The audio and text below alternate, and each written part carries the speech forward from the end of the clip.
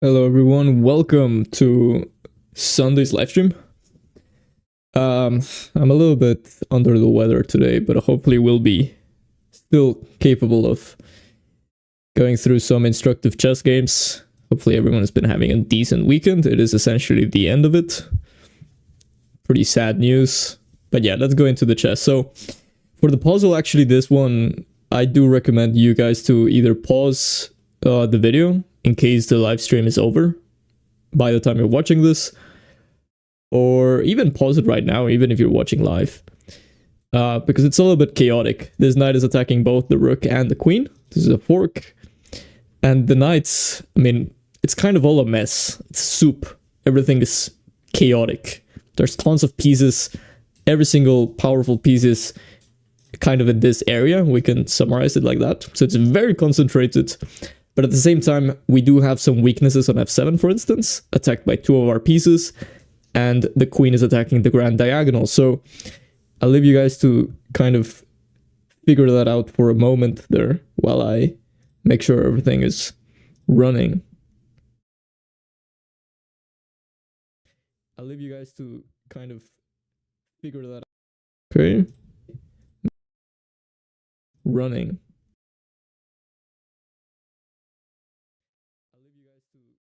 Okay.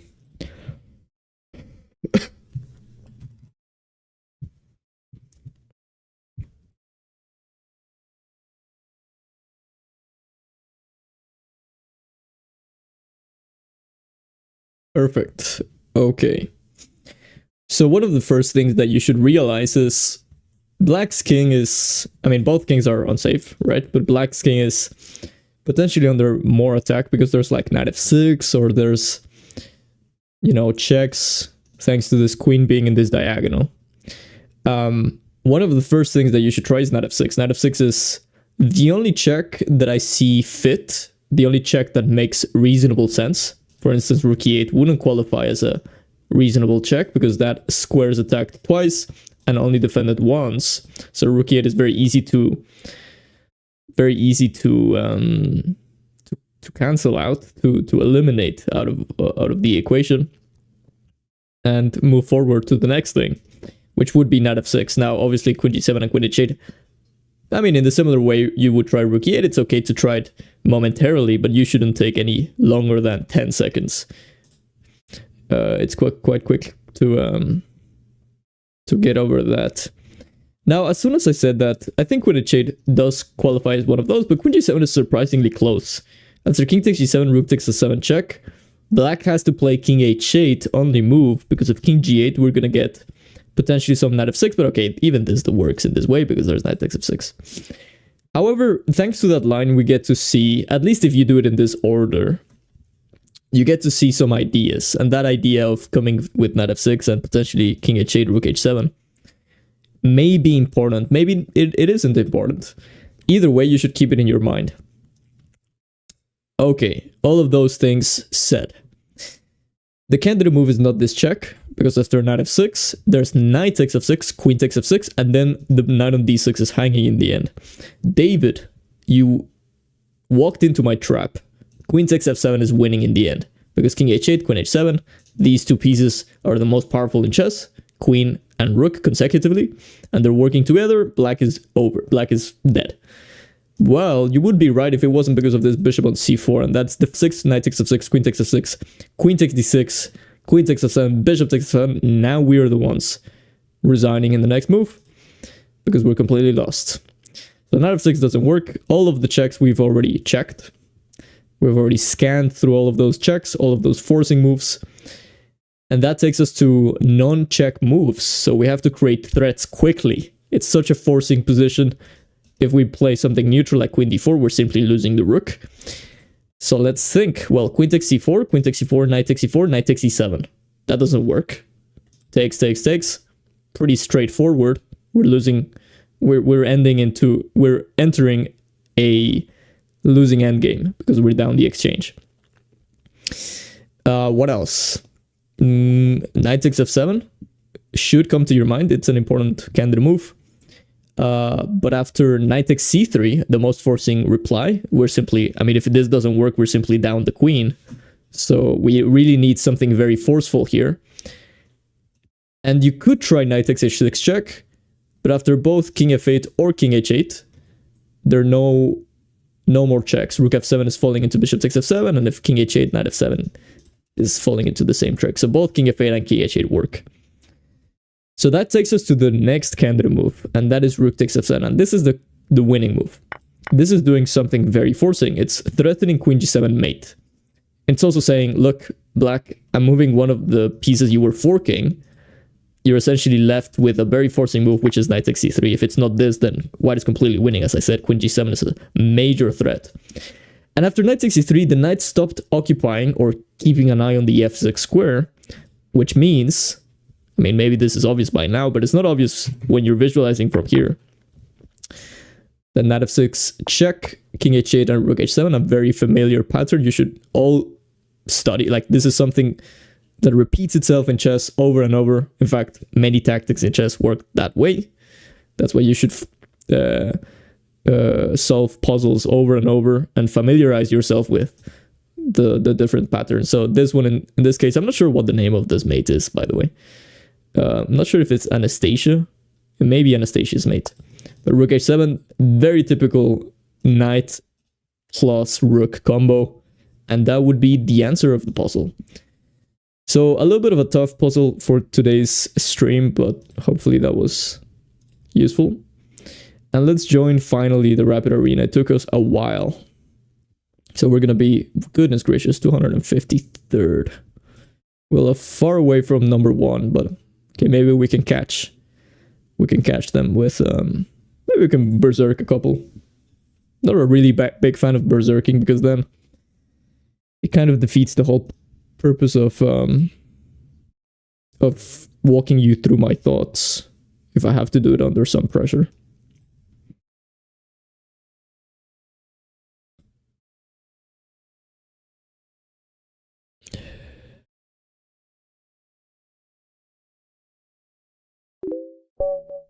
Okay. Best of luck. How we're playing against a very strong player, by the way. Round 1. So they're going to play d4. This is a serious game. They play d4. We're going to play d6. This is what we play against essentially anything, d6, and they transpose into e4. This is the more natural way of reaching this position. The more natural way is playing e4, d6, d4. I'm going to play knight f6, hitting the pawn. Very natural for white is to play knight c3. And then e5. e5 can be played already here, by the way, which would enter that endgame without the knights on f6 and c3. And the engine thinks this is slightly better for black, but okay, the engine doesn't have very strong opinions. And my opponent goes d5. My opponent goes d5, and this is interesting, but I don't think this is very challenging. I don't think it is. I think it's usually better for white to go for these d5 structures when you're allowed to go c4, but now that the knight is blocking the pawn, it's not as strong. So they go knight f3, very logical. One of the points behind my move c6 is obviously undermining the center that my opponent is so confidently occupying, but also introducing c takes d5, right? Like this is concretely undermining the structure. So c takes d5. If white, as soon as white takes with the e pawn, then I'm pretty happy, because the pawn on d5 is more of a weakness than a strength, first of all, and second of all, it allows me to go f5, e4 more easily in the future, very long term. There must be a better reason to explain this, and the other reason is that c takes d5, e takes d5, the weakness on d6 is no longer as weak, now that there's no chance of the open d file being a thing, so there's no chance for the d file to open up, I should say. And if my opponent takes with the knight, I take, and tries to keep a piece, or I should say, to keep the pawn on e4, so taking, and avoiding that from happening, then I simply develop with tempo, or play knight c6 and then bishop e6 first, in case queen takes b7 is simply winning a pawn. And yeah, I'm pretty happy. So I'm gonna take, my opponent takes back with a pawn. They don't want any of that. And let's think here. So g6, bishop g7 looks very natural. Bishop e7 is quicker than g6, bishop g7, obviously because it takes one tempo and the other one takes two tempos. As simple as that. But the question is, what, like, would it be worth to take this bishop to g7? And the answer to that question is very difficult to answer. I'm not sure. I want to go g6 for reasons that I think it would later support knight h5 and f5. But at the same time, I feel like potentially I'm a little bit slow. Maybe I'm allowing some knight e4 tricks. I'm gonna go for it either way. I think against bishop g5, I always have h6, and it's not the end of the world. Hello.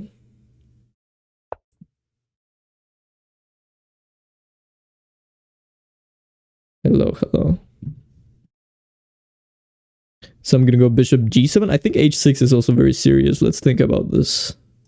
Bishop g7, knight e4, h6 is working either way. But maybe I don't want to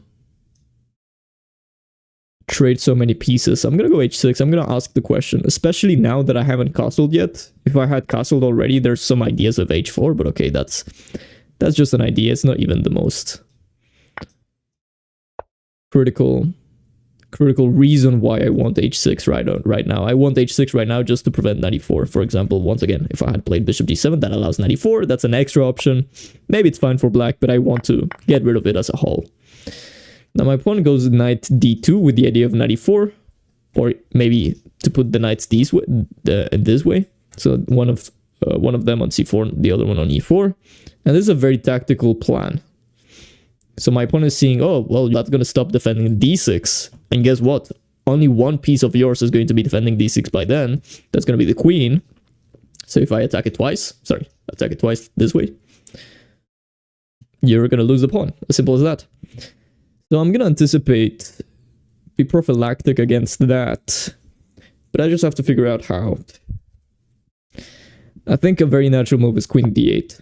And you're gonna say, David, that's a very bad sign. You're moving your queen back to the initial position, the initial square, the origin square. But it's a very prophylactic move. I mean, against knight e4 or knight c4, I would have had time for maybe f5. It's essentially just getting out the queen on f6. The queen on f6 is more of a weakness than a strength. It maybe looks more active to the naked eye because it's moved forward, but it's actually more of a weakness tactically. My opponent goes knight b3, very weird move. I don't see where that knight is going. Knight c4 made much more sense. So I'm gonna simply play bishop g7, continuing with my plan. I want to castle short side and potentially expanding the queen side later on. My opponent's disconnecting very often. My opponent joined 3 months ago, which doesn't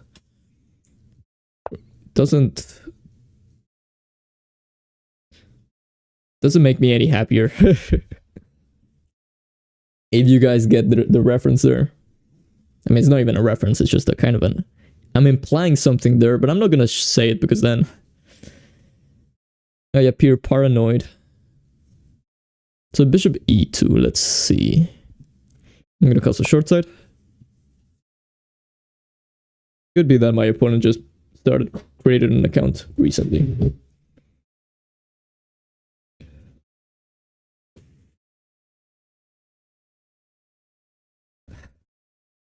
Sorry about this.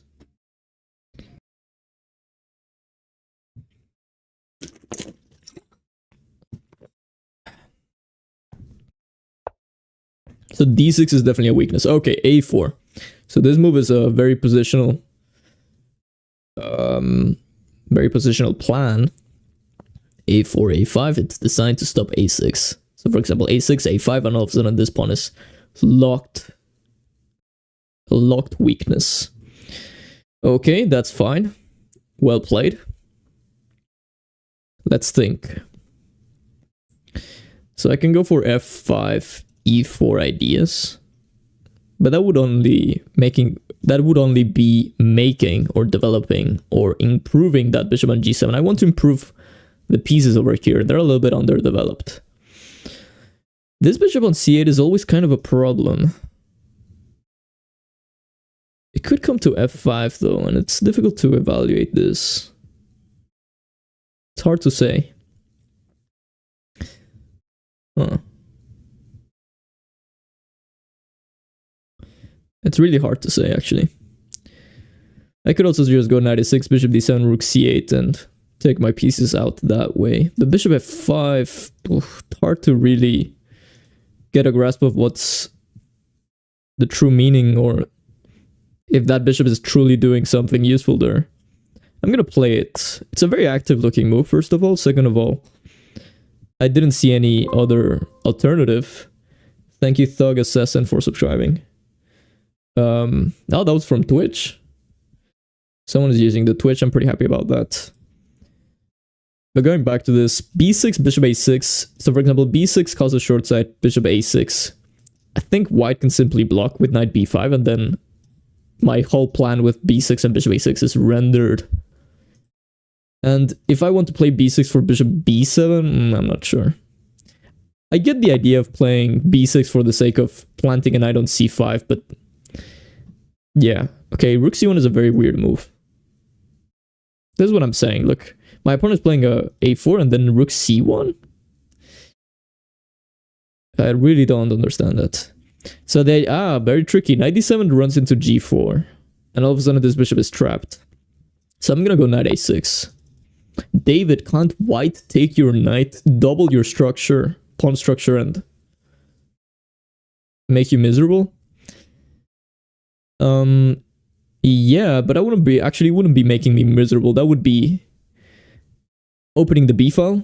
He would be putting a pawn on a6, preventing knight b5 jumps immediately. I'm pretty happy about that. I would have been, because it didn't happen. Now I want to go knight c5, but if I play knight c5 immediately, my pawn structure is going to suffer. So first, I'm going to go rook c8. I was just thinking there for a second. Am I scared about knight b5? Should I do something about that?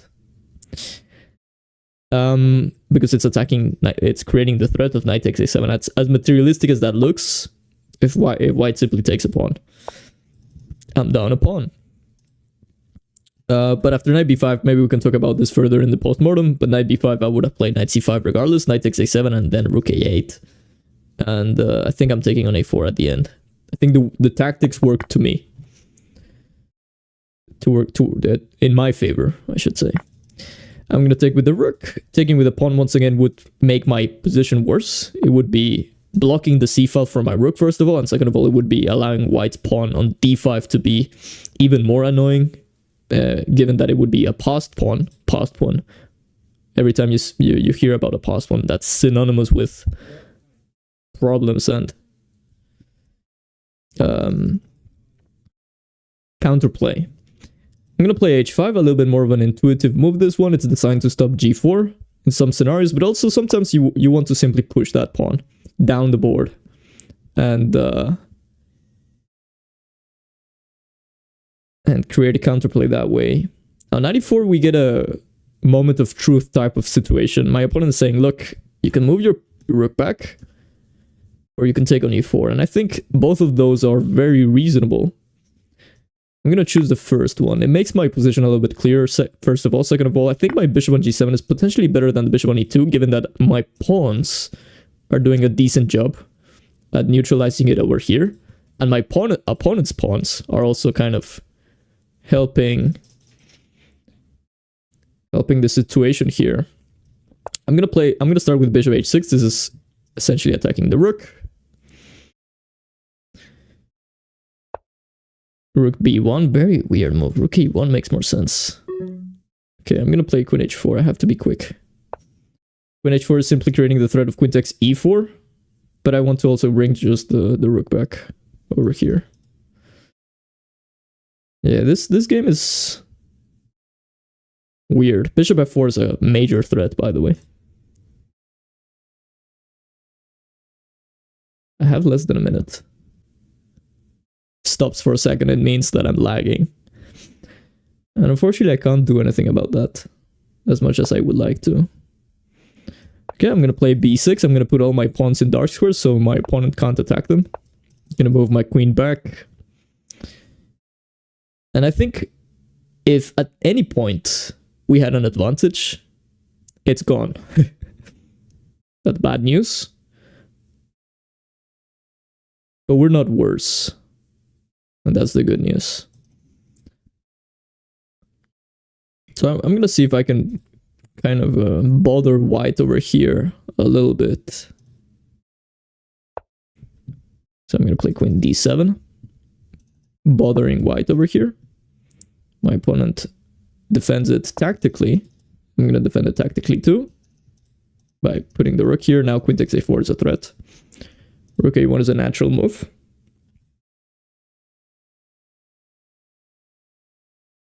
And then I'm maybe going to go queen c8. I'm gonna go queen c8 here as well. Bishop g7. And I'm blundering this guy. I'm gonna go queen g4. Claim that this is some counterplay. I'm gonna go king h7. Queen e2 it wasn't a threat, by the way. The bishop is keeping an eye on that, but queen takes e4 is. Okay, I'm gonna take this guy. Creating a threat here. I'm gonna play f5 now. I could have taken on d5. What am I doing? I'm gonna go attack this guy, gain a tempo. I'm gonna go queen d5. Trying to go for e4. Rook f8. Let's see if we can somehow do this in time.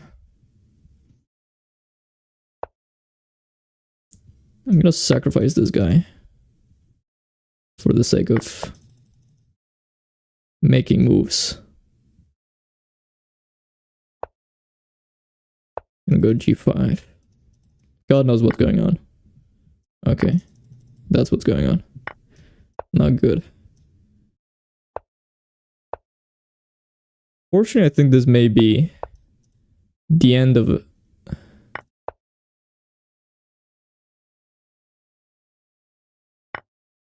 Oh my goodness. Thank you for the game. No, I lost that game properly. Despite some moves that I didn't understand from my opponent, I think my opponent wasn't cheating. So credit where it's due. Yeah, I managed my time horribly. Let's analyze the beginning. This is the first time I think I've lost pretty straightforwardly. But let's take a look at the opening. So we go c65. Everything has been right so far. But g6 is already slightly slow.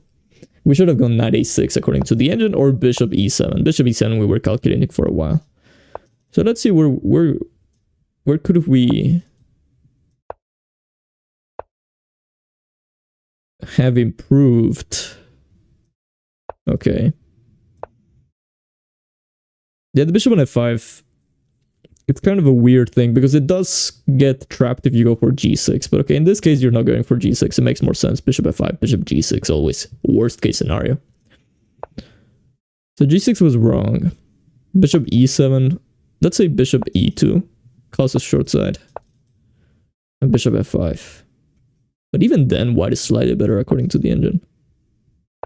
Maybe it's just the low depth engine catching up with the truth. Because depth 50. Wow, depth 50, that's insane. c6 is the correct way. And after this, just bishop e7 we should have played. It's a little bit quicker. But g6, okay, can't be that bad, right? If anything, actually, white should have played bishop e3 because we equalize immediately. We go queen d8. And yeah, knight b3 I just don't understand. Like, what's the idea of knight b3? I don't understand this. I should have gone f5 here. And simply play king h7 and occupy space in the king side, launching a king side attack eventually.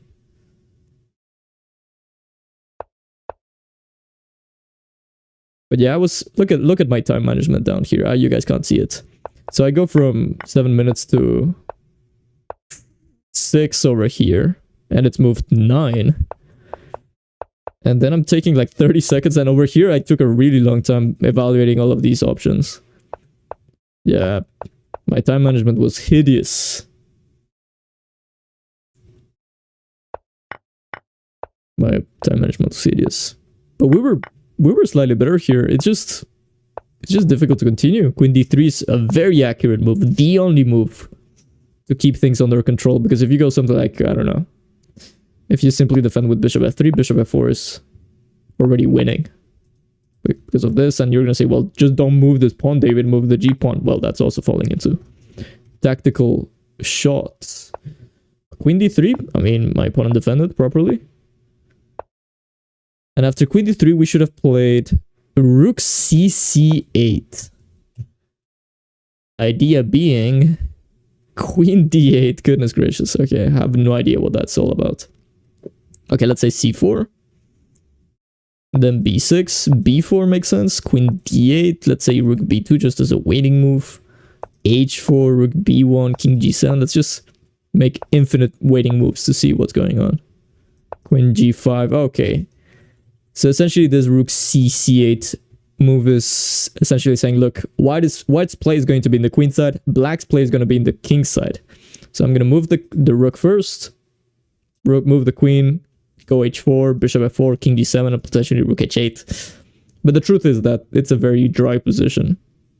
It's equal. But I went wrong. I tried stuff over here in the queen side, but there's nothing. And my opponent played well. And then I blundered over here. My opponent blundered over there. I should have played rook c8 here, although I thought I should have played this. This would have been an equal position. It would have been better to what I did. f5 is a mistake. Rook c8, queen e7. Wow, rook 5 c7 is... Why is this so strong? Ah, because it gets to take this. Okay. So my opponent has to play queen h4, after which they have to play king g1. Okay. Tough moves, tough. I don't fully understand what's going on. This is not that bad though. It's equal. I should have played rook c7 here. And then yeah. Here it's just complete panic here. And my opponent won. That's what happened. So let's go back to this. I clicked the wrong button. There we go. Hello, Thug. Thanks for subscribing. Okay. Best of luck. We're gonna try e4 this time. I think we tried d4 last time. Last time we got the white pieces. So e5. We're gonna play knight f3. And we're going to play bishop e2. Obviously, bishop b5 and bishop c4 are more natural ways of developing the bishop. But bishop e2 is aiming to, first of all, confuse the opponent, but second of all, simply developing normally. We're going for a reversed Philidor. That's what we're doing. So here we're going to play c3. We can also play castle short side, actually. Let's just go castle short side. A little bit more natural. And we can go c3. So now obviously preparing d4. So black plays d6. Usually black goes d5, and this is the way to claim the advantage. But d6 is essentially saying, look, white, I get what you want. You want to go into these reversed Philidor lines that I'm not completely aware of. So I'm simply going to play d6 and say this is a better Italian for black. So the Italian would be with the bishop on c4, but with the bishop on e2. In theory, it should be slightly worse, and it is slightly worse probably. But ever so slightly, it's not such a big deal. So I can go a4. This is kind of a very natural move to make. It's setting up a trap of playing b4 and a5, but it's not a cheapo. It's not a cheapo trap. It's not playing for hope. It's not hope chess, sorry. It's occupying space in the queen side in the process. So black goes a5. Very logical. I want to play h3 just because it's a typical move. But with the bishop on e2, I'm not particularly scared of bishop g4. I'm not scared of knight g4 either. So I'm gonna not go h3. I also think that it may give black an easy plan of going g5, g4, because they haven't castled yet. So let's not do that. What should we do, though? I think I'm gonna go knight a3.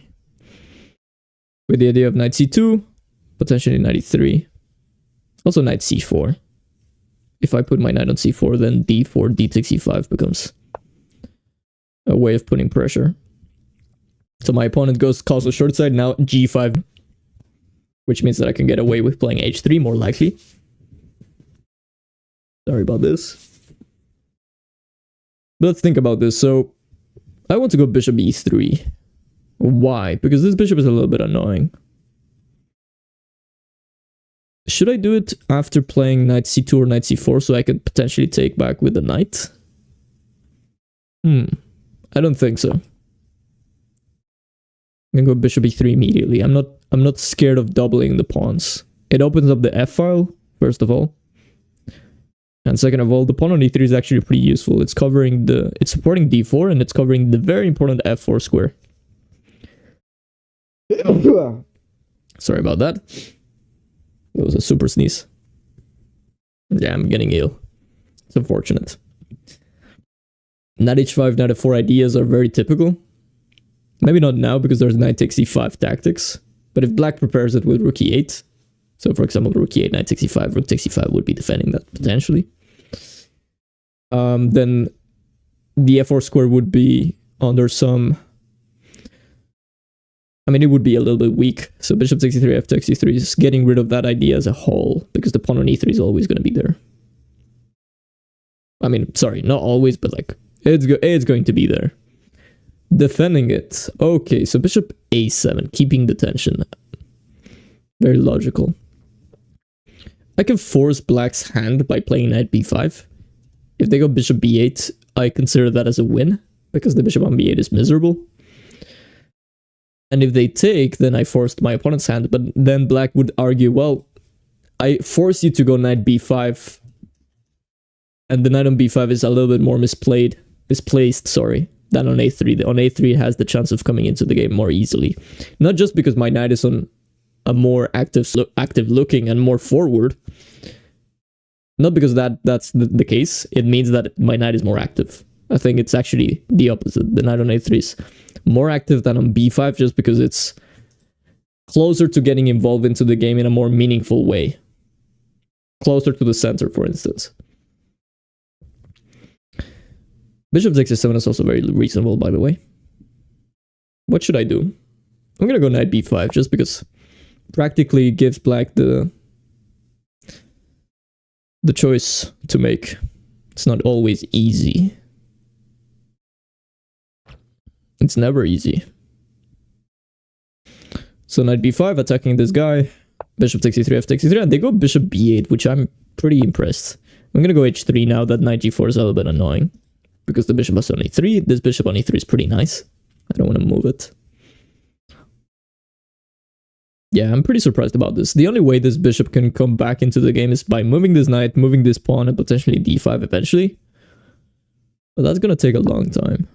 And they do that. But that's gonna take a long time, as I said. So I can go d4. But that's potentially running into knight takes e4 issues. So what should we do? What should we do?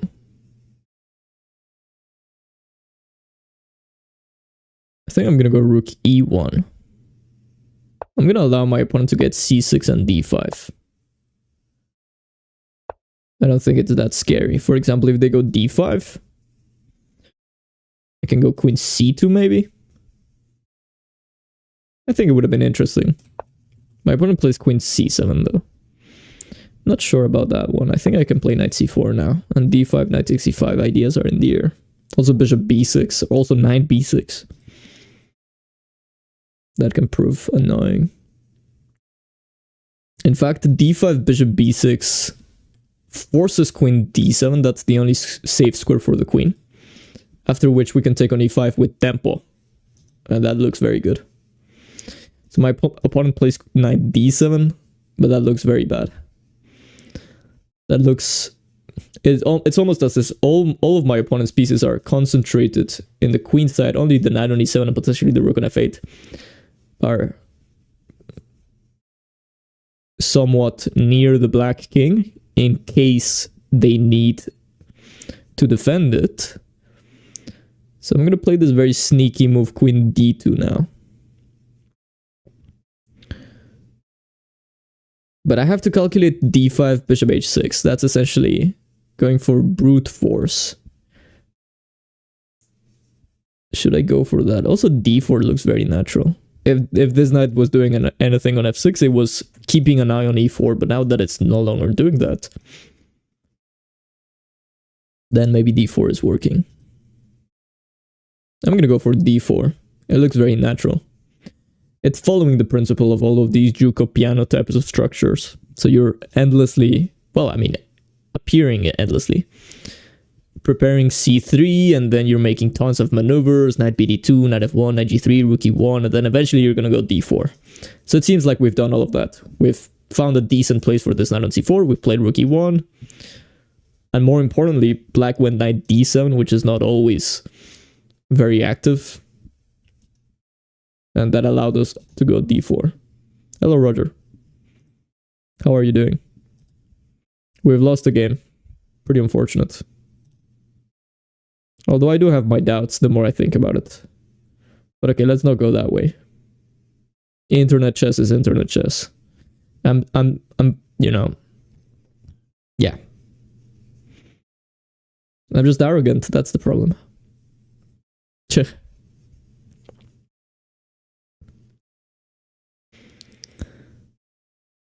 So my opponent is giving this some thought. So d5 I'm not going to take immediately because there's some d takes e4 problems. Instead, I'm going to take first on d5, after which if c takes e5 I have knight c takes e5. And if knight takes d5 I have the same. Maybe I can take with this knight so I can recapture on e3 with my knight on c4. And also if you're saying, well, d5, e takes d5, e4, there's always d6. So my opponent strikes in the center with a different move though. And that is f5, very creative. It didn't even cross my mind. But it looks wrong. Why? Why does this look wrong? Let's figure it out. Let's see. Why does this look wrong? Okay, I'm gonna take on e5. That seems like the only way I can exploit this. If not, then what am I playing? E takes f5? I don't think so. E takes f5 only seems to help black. Knight takes f5. So d takes e5, d takes e5, and then now it's time to think.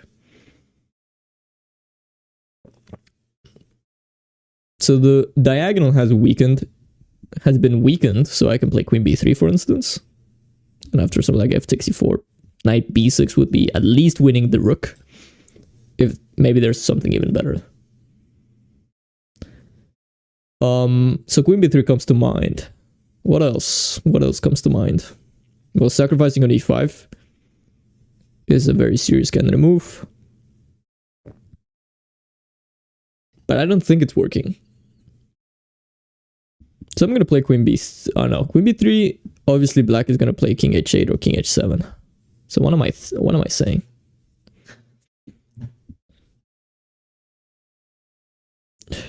I'm going to blow my nose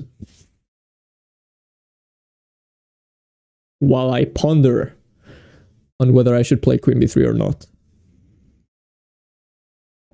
They're very cool. There's some cool tricks. If my bishop was on f1, for instance, after potential king h7, I would have knight g5 followed by queen h5 tricks. But that's far away. Or is it?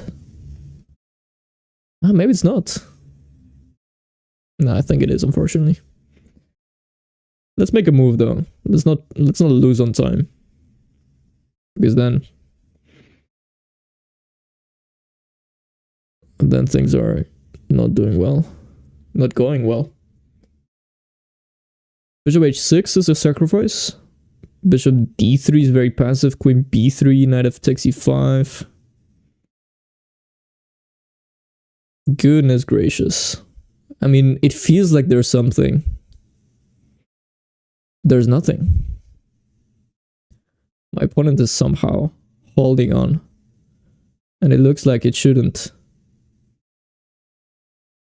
I'm going to include queen b3. I think it's useful to force black to either h7 or h8. And then I'm going to think.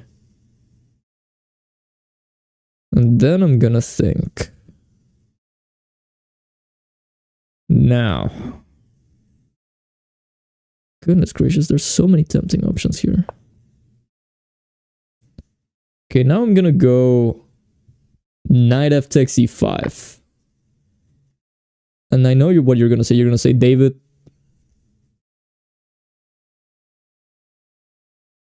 why are you doing this?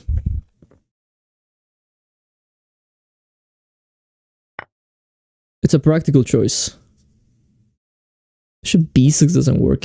Nothing works. It's insane. So the idea is bishop d4. Oh, what am I doing? Bishop d4 belongs to the same mate. Ay. I'm playing very, very poorly in this part of the game. I have to play f4 now. Queen takes e4. Maybe I'm lucky that I have bishop f3 ideas. But still. Very poor. Okay, I'm going to play bishop f3. Idea being that I'm harassing the queen. Now that I think falls into takes and bishop c5, and I'm at least getting back some of my material. I'm going to go for this. I'm down a knight, but I'm getting it back. I'm threatening bishop takes e7, which would attack the rook and attack the, well, maintain the attack over the e6 bishop. There's no way for black to keep both. So I suppose bishop d5. Oh my goodness, that's a decent move. Goodness gracious. More than decent. I don't know why I say it. Like a very good move. Bishop a7 I completely didn't see. But okay, at least now we have now the dust has settled. We have the bishop against the rook, against the knight. And our rooks are a little bit more active. So somehow things worked out. I think black shouldn't have taken on e4. Or maybe they should have tried something else other than queen e6. But okay, let's not relax. It's still far from over. So I'm going to go rook d1. Now my rooks are occupying the two central files. I'm going to go g4. Occupying space in the king side. I guess g5 is the threat, which would limit the knight on f6. I guess you could argue g takes f5. Taking a pawn is also a threat. We always have bishop g4 if needed. And yeah, this is essentially an endgame, so I'm going to bring my king to g3 or maybe to e3, but e3 is a little bit more exposed. So maybe I shouldn't do that.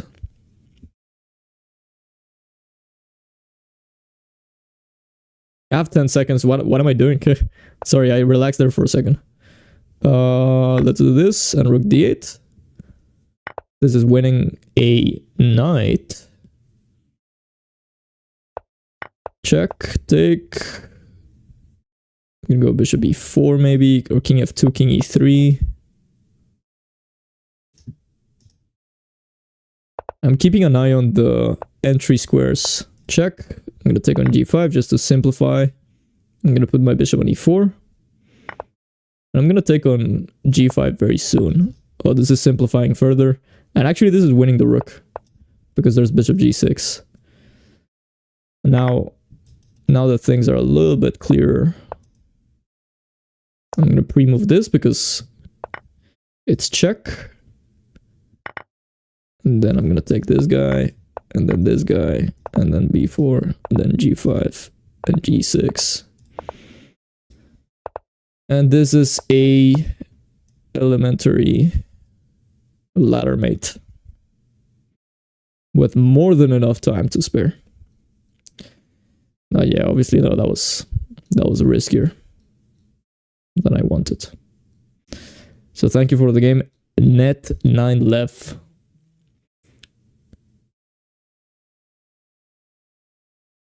Goodness gracious, I'm sorry about that. I have a fever myself. Thank you, thank you. Now I'm actually getting scared because maybe my internet. No, my internet could. If my internet lags, it would be the absolute worst. It would be the worst stream in a while. Maybe that's what my opponent's hoping for. But if you're my opponent and you're listening to this, and your strategy is based on someone's internet stability, come on. Yeah, some buffering would be catastrophic, to say the least.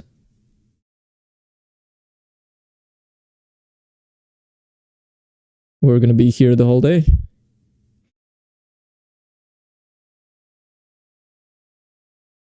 Yeah, I've seen this strategy before, actually. My opponent, I've had like a couple of times, but people don't do it in the 2400 level anymore. And that is, they act as if they're just gonna leave the game, and then they come back.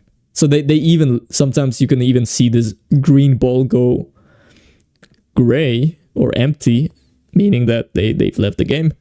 And then they come back before they run out of time, and they make a move. But okay, my opponent resigns. Thank you for the game, net 9 lev. Yeah. So that was the reversed Philidor.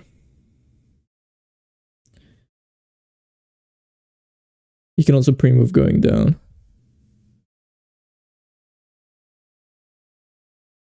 Wait, him or as we did? Because I had pre-moved Queen G8.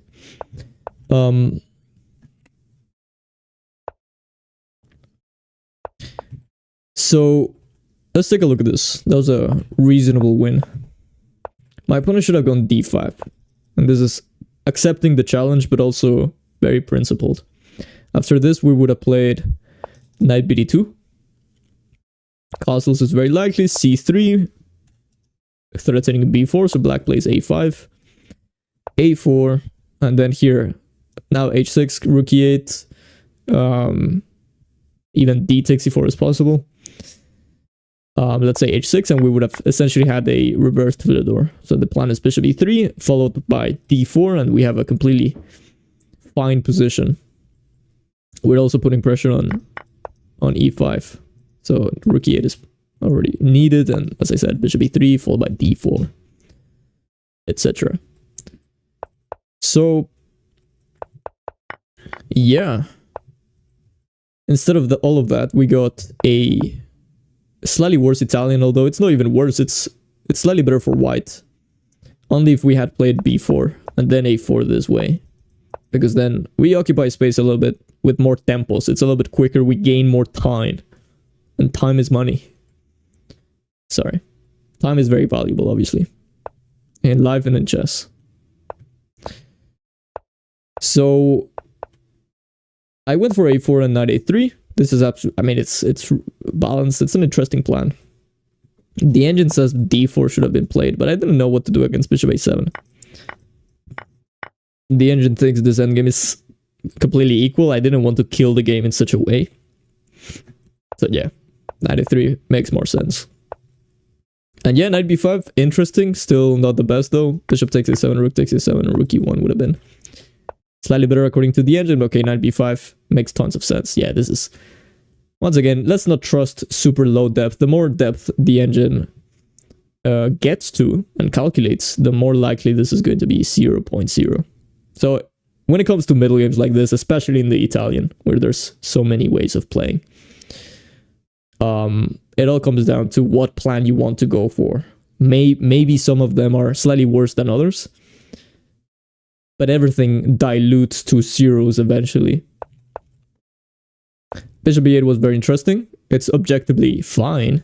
I thought it would be awarded, or I should say punished with a dubious notation in the analysis, but that's not the case. H3, and then my opponent plays fine. Yeah, this actually, I'm slightly worse. I'm worse. It's official. I should have played c4, which we considered, but I thought it wasn't that bad. I thought after d5 only black could be slightly better. And that's actually the point. We have to already make moves so black is not much better and only slightly better. But rook e1, c6, knight a3. After d5 we would have been under some pressure. I thought, yeah, I don't know, queen c2, and it looked very natural to me. But knight g6, and all of a sudden this bishop is actually doing something. It's supporting knight f4, and then, I don't know.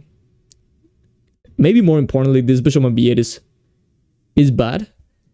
But at the same time, it keeps white, it prevents white from playing d4. As soon as white plays d4, which is what white wanted, then obviously taking it, then this bishop becomes a monster immediately. But okay, queen c7 is a mistake. Yeah, queen c7, I didn't see the point of this. I mean, I get it. Black wants this queen h2 in the future, which almost worked. But it looks very, kind of like playing for tricks. And then, yeah, once we got d4, everything was absolutely fine. And here I knew that we were much better. So black should have played d5 and accepted. Oh, sorry, no. Wow. Yeah, accepted the fact that they were going to lose a pawn, but this way, they find some counterplay. Because we have to take, if we take with the knight, queen takes e5, and then we're the ones worse, because queen h2 is a threat. So we ultimately have to take with the pawn. Meaning that, yeah, we may be winning a pawn, but we're actually getting our structure very damaged.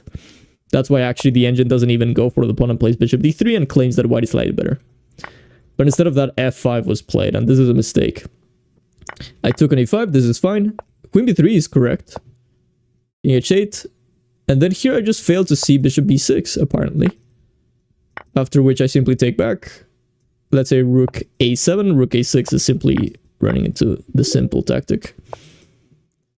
And bishop d3. Wow. Yeah.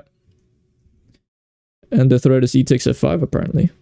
With this knight on f3, obviously queen h2 is never a problem. So we can take on f5. And if we're taking on f5, we're taking on e5. So it's very tactical. Yeah, I failed to see this. I missed it. Rook a d1 would have been decent as well. Because there's knight b6 in this position. Wow.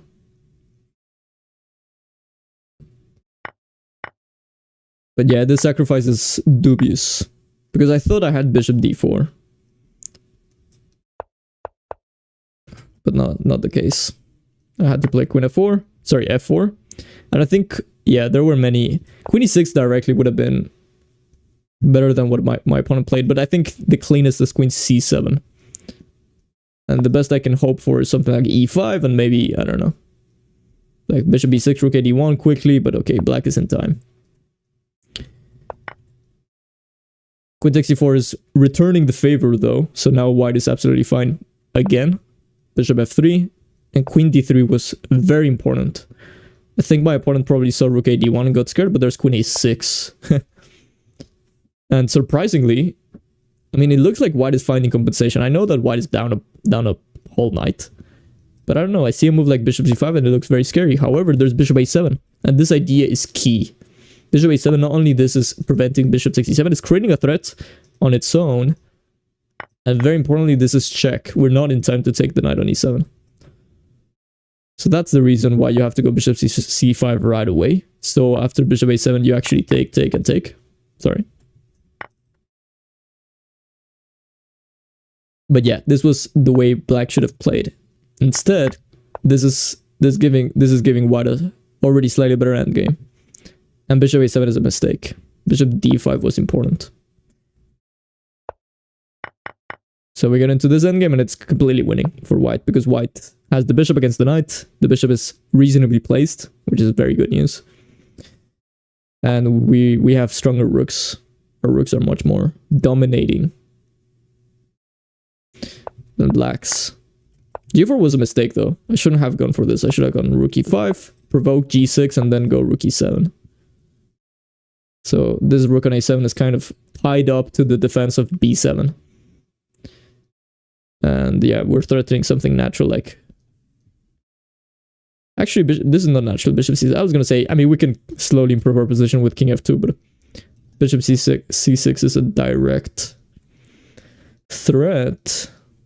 Rook d6 could also put more pressure.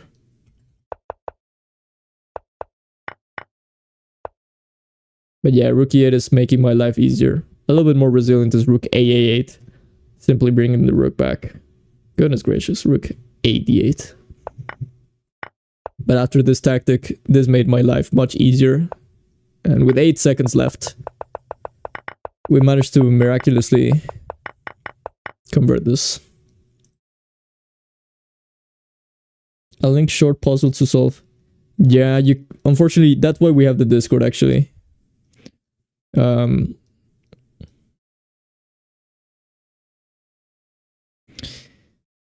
YouTube, the chat on YouTube doesn't allow it. Okay, well that's gonna be it, I think. I'm not feeling extremely well. So in conclusion, we got a little bit destroyed in the first game. In the middle game. And this game was a little bit more of redemption. Red Dead Redemption. But okay, thank you everyone. Hopefully that was instructive to some extent. Hopefully your weeks start decently. Yeah, and I'll be checking Discord then. But yeah, I'll see you guys around.